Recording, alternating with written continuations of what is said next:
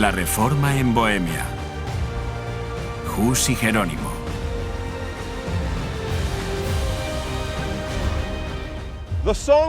La canción dice: hace falta una sola chispa para encender el fuego.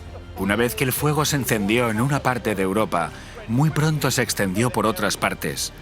John Wycliffe tuvo un gran impacto, no solo en Inglaterra, sino en otros campos lejanos de Europa, y en particular aquí en Praga, en la región conocida entonces como Bohemia.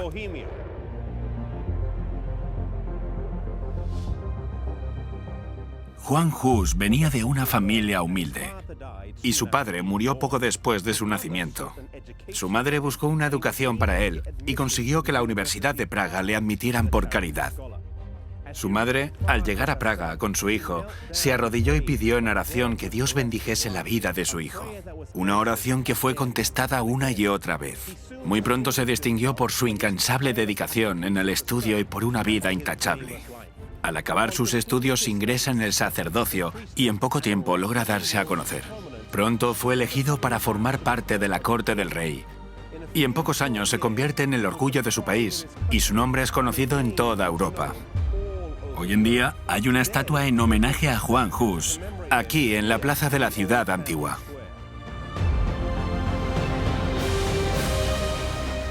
Unos años después de recibir el hábito sacerdotal, Hus fue nombrado pastor de la capilla de Belén, aquí en Praga. El fundador de esta capilla había indicado como asunto de gran importancia la predicación de las Escrituras en el idioma del pueblo. En ese tiempo había gran ignorancia sobre la Biblia. Hus también creía que era de vital importancia predicar las Escrituras en el idioma del pueblo.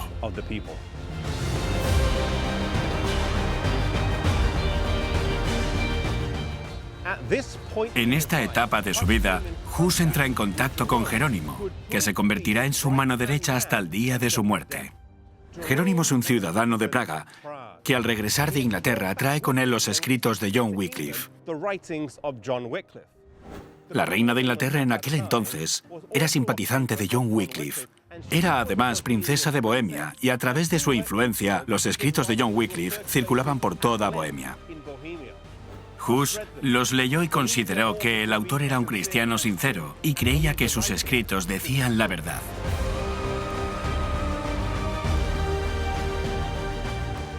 La influencia de Hus estaba creciendo, no solo aquí en su tierra natal, sino también en la vecina Alemania.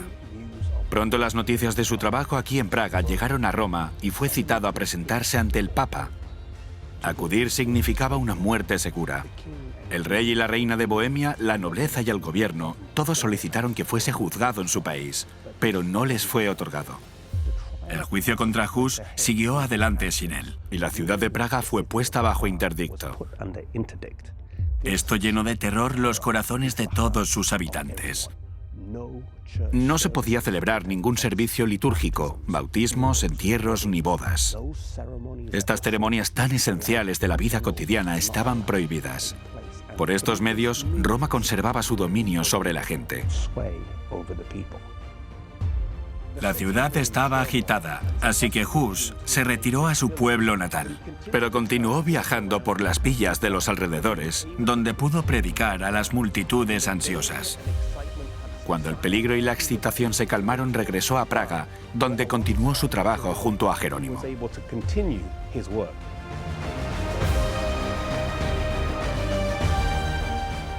Durante este tiempo en Europa no había uno, ni dos, sino tres papas rivales, todos reclamando por ser el vicario de Cristo.